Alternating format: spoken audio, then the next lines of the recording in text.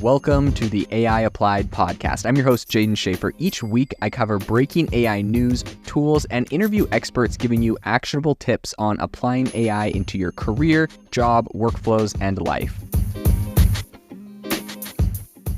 Make sure that you go to aibox.ai, link in the show notes, to join the waitlist for our new AI platform. We're going to be launching an incredible platform that allows you to build anything you want with workflows in AI. So you're able to chain together ChatGPT and image generators and audio generators to make really powerful apps for your organization, or you can host them on our marketplace and actually generate royalties from them. So make sure to go to aibox.ai and join the waitlist. In addition, if you like the podcast, if you could do me a massive favor and please leave us a review on Apple or Spotify or wherever you listen to your podcast. This helps me be able to get better guests on here as they check the reviews to see how you guys are liking it. So if you could please do that, I would really appreciate it. Today, Apple has blocked a popular email app that used ChatGPT technology inside of it from posting an update to their app. And this is something that has a lot of implications for the entire industry as a whole, especially considering the news of ChatGPT's API that came out yesterday. So today on the podcast, we're going to be diving into what this means exactly for the industry and what is going on in this particular case. So essentially what is happening is Apple, who, if you aren't in software, what happens is every time you want to make an update to your app and every time you want to add new features, you have to resubmit it to Apple. They'll have a person manually review it, make sure you're following all of their protocol, and if everything looks good, they approve the app, goes live on the App Store. Now, recently, there has been an app called Bluemail, which is not a new app, but it's an email app, and they have integrated ChatGPT technology to help people with writing their emails. And Apple has blocked Bluemail, and they gave them a little a blurb about why they blocked them. They said, your app includes AI-generated content, but does not appear to include content filtering at this time.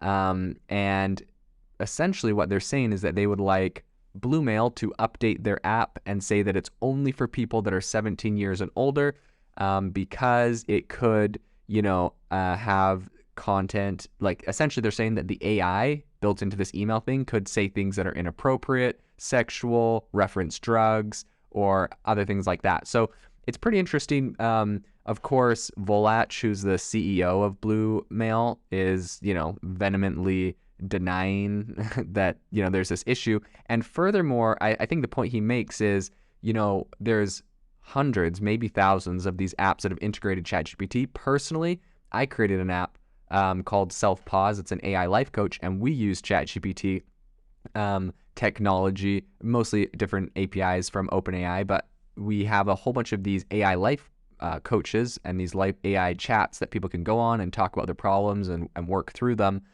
help set goals and whatnot. And so we're kind of like the first AI life coach, but we're doing the exact same thing. So the implications in this are pretty massive, because if Apple's telling people that, they have to shut their if they have to put content warnings and put restrictions and stuff on their app, when all of this is just coming from OpenAI, it's a pretty big implication. Essentially, no one under 17, assuming people put their correct age on their accounts, would be able to use ChatGPT technology integrated into apps. And what's interesting is, Bluemail, it probably has it's not just an open pipe to ChatGPT. It's probably got like custom prompts and scripts and things written in there so that it's like harnessing the power of ChatGPT to be able to write different areas, write different things for your email. Probably helps auto-generate titles or subject lines, help auto-generate emails and whatnot. But it's not necessarily like pretty much what I'm envisioning this would look like. If I was writing using ChatGPT to write like an email helper, I would have a prompt in there. So you're on your email app, I would have a prompt in there that says, read the previous email. Based off of that, come up with a reply.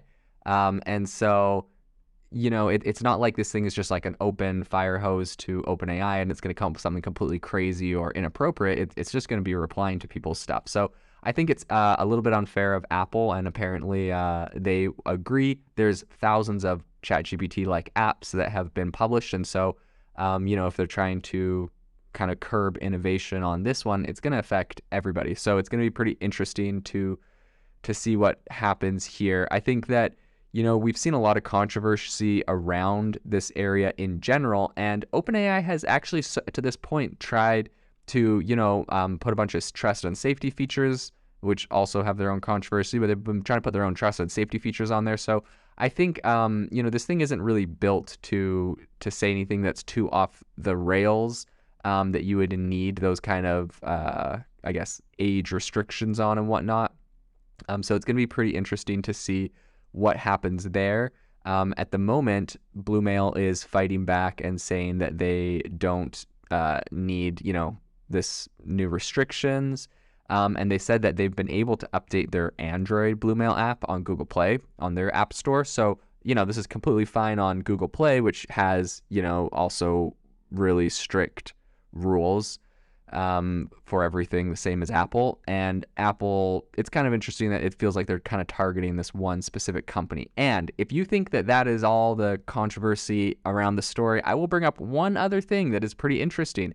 Apparently, this is not Bluemail's first run-in with Apple. So in the past, Apple actually went and removed Bluemail in 2019 when they had, so essentially what Apple did is they came out with this new thing. Everyone used to have this like sign in with Google or sign in with Facebook, and Apple wanted to be, join the cool kid club and have a sign in with Apple. And, they said it was for more security and safety and being anonymous, because essentially if you sign in with Apple on apps, you can hide your email so the app doesn't know what your email is. And so anyways, Apple rolls this out, and they, I guess, didn't implement it fast enough. And they actually went and removed Bluemail from its Mac App Store. And, they said it was due to security concerns or whatever. And, then they went and they said that there was no security concerns. And so Apple eventually went and ended up approving the app many months later and putting it back on. But in my opinion, I almost wonder, so actually that went to a lawsuit. They tried to sue Apple, and a federal judge dismissed the case, saying that they didn't have enough evidence of Apple's monopoly power and anti-competitive behavior. But it's kind of interesting because Apple has their own email app. And so this whole Bluemail thing, which essentially lets you put your email onto, a different email app, technically is directly competing against iOS's email app. So it's kind of interesting. They tried doing the lawsuit. It didn't work. But I will say what is interesting is that the antitrust lawyer, Jonathan Cantor, who was hired by, the legal team at Bluemail.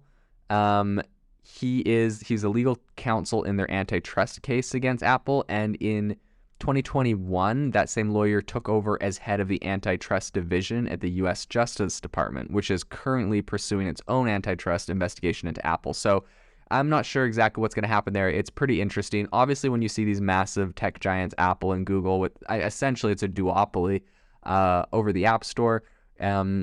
When someone comes and kind of threatens one of their in-house apps and it looks like they're retaliating, it's not a very good look. So it's going to be interesting to see what happens with Apple in this case, if they're able to, make these ChatGPT apps obey them pretty much. And if they're going to roll this out to all ChatGPT apps, like all apps that are using this technology, it is kind of interesting. They're specifically targeting an app that they previously have had a beef with. So that really doesn't look good as far as antitrust and anti-competitive perspective. But it'll be interesting to see how this story rolls out in the future. If you are looking for an innovative and creative community of people using ChatGPT, you need to join our ChatGPT creators community. I'll drop a link in the description to this podcast. We'd love to see you there, where we share tips and tricks of what is working in ChatGPT. It's a lot easier than a podcast, as you can see screenshots, you can share and comment on things that are currently working. So if this sounds interesting to you, check out the link in the comment. We'd love to have you in the community.